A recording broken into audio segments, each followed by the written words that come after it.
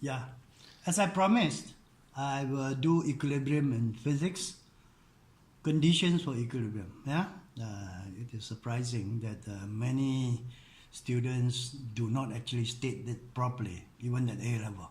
So no resultant force in any direction, right?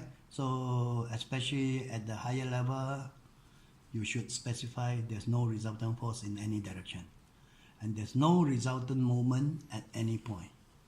So the first one gives us what we call translational equilibrium. The second one gives us what we call rotational equilibrium. Now, at the O level, most of the time, what we deal with is particle mechanics. That means if we consider this point, let's say point P here.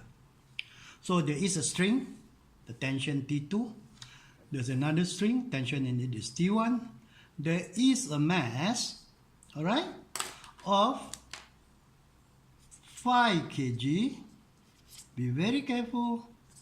5 kg change into force, its weight is 50 Newton. Alright? So at the O level, SPM and equivalent, G is normally taken as 10 ms square.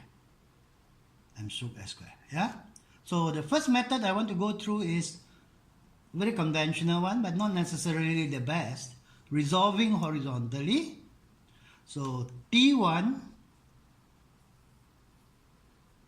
this component adjacent will be cos 60 equal to T2, this component, right? So it will be cos 30.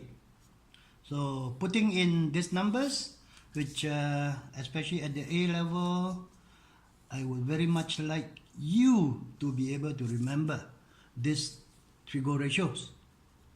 30, 60, so sine 30 is half, so it's easy. By Pythagoras theorem, you get root 3. Why? Because sometimes the question asks for exact answers at the higher level. So T1, cos 30 is half, cos 60 is half, cos 30 is root 3 over 2. We get one equation, two unknowns. So we have one other choice, which is resolving vertically, which is convenient. So if that was T1 cos 30, 60, as I said in many videos, the vertical component will be T1 either sine 60 or cos 30, plus this component T2 cos 60 will jointly support the weight of 50 newtons. Now solving these two simultaneously by substituting T1, you should be able to get the correct result. Okay, I would like to recommend highly to students the method called forces triangle or vector triangle. Actually, it can be also be a polygon. Alright? But most of the time, equilibrium involves three forces, then it's very helpful to and very suitable for the sum to be solved using the force triangle. So the theorem or the law is three forces, since we are talking about particle mechanics, so at the same point, there's no question of moments here, in equilibrium form a closed triangle, right? So make sure the forces flow, yeah? Make sure the forces flow. Excuse me to take this back again, okay? So the forces must form a closed triangle smoothly. So there are two methods. First, you do a scale drawing using a scale of 1 cm to 5 Newton.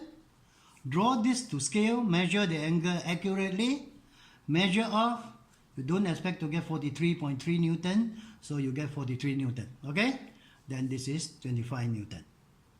If you do by calculation, and again I keep to the same number of sig figs, just using SOHCAHTOA, right? Basic trigo, right? In any way, and please remember, pardon me, let me write in red. Magnitude of a vector is equal or proportional to the length of the vector. Please remember this, yeah?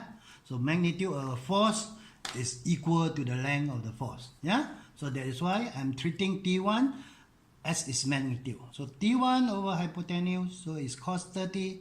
We're getting 43.3, but just to be consistent, we keep it at 260. T2 over 50, that is sine 30 or cos 6, sine 30 or cos 60, up to you. You'll get T2 25 Newton. So we have 3 methods, right? 2 sub-method plus this one, which give consistent result. Yeah, all you need to know is one method, but I would highly recommend that you learn up this method. Thank you.